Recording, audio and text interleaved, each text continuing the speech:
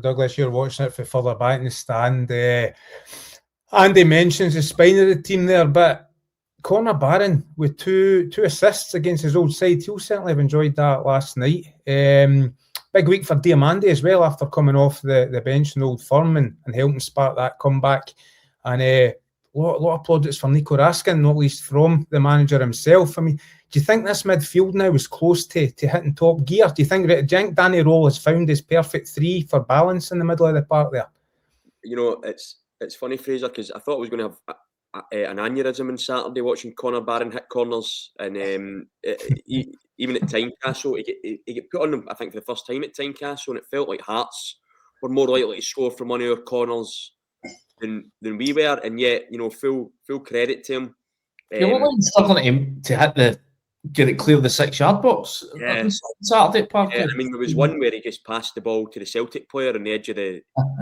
You know, it was totally bizarre. I've been quite critical of Connor Barron, not through his lack of effort. I don't think you could ever criticise Connor Barron's lack of effort. I just don't know if he's really the quality that we need to kind of maintain a title challenge.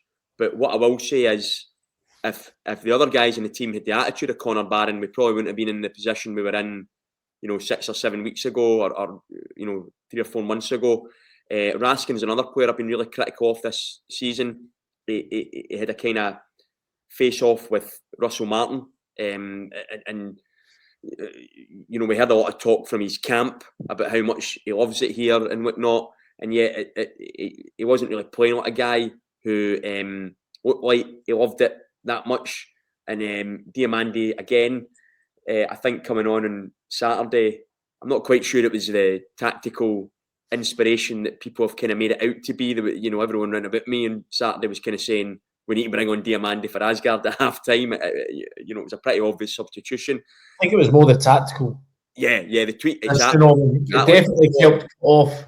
Yeah, the supply and Johnny Kenny. I mean, I just thought Celtic had it so easy in terms of getting the ball from any area of the park, getting it in the players, the number 10, and around the Rangers box. Whereas the second half, with Diomande coming in there, going to that sort of flatter shape, you know, all of a sudden Celtic couldn't get the supply in. So I'm going to stick up for Danny Rohl a wee bit. No. Yeah, I mean, it might have been obvious, but you can't argue with impact that it had. It done the job. No, absolutely. But what I thought Rohl's biggest impact was the team looked like rabbits in the headlights in the first half at Parkhead. It was more a mental, you know, mentally, obviously getting them in a much better place, and we were much braver, you know, on the ball and off the ball. I thought in the first half we were just, you know, petrified of getting caught by that ball over the top. Interestingly, we did actually get caught with a few balls over the top last night as well. Thankfully, Aberdeen's, I think it was their number 14, had, well, let's be kind and say that he had an off night.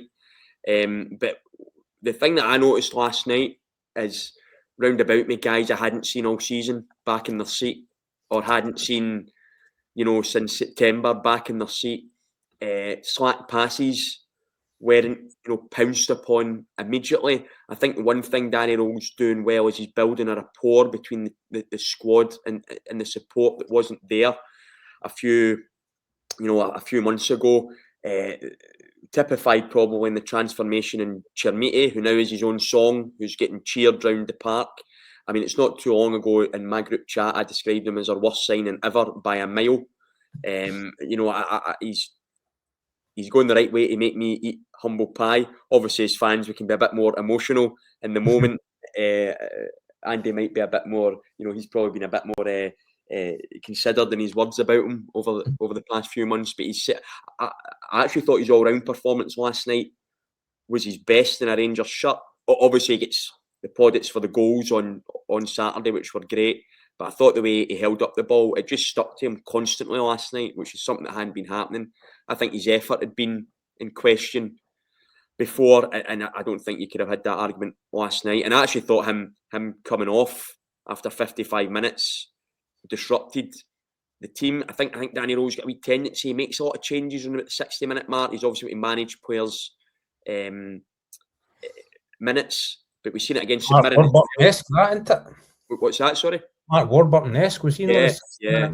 But I think you've seen it against Hibs, and you've seen it against St Mirren, and we've seen it again against Aberdeen. Very similar performances at Ibrox, where we've been ahead and then we've made changes quite early on. You know, most managers, Walter Smith, I think, might have kept the team the same until about the 80th minute last night. I'm maybe not saying that, but 55. Well, I'm not so sure Walter would have given head to the physios and the sports scientists given their red zone pattern. I think obviously John Suter likes having to be very careful with his minutes after a wee spell out injured. So, but we do get a bit disjointed when we make these changes. And I think Danny Rohl then actually alluded to it after the game when he said we need to get better when we bring on substitutions.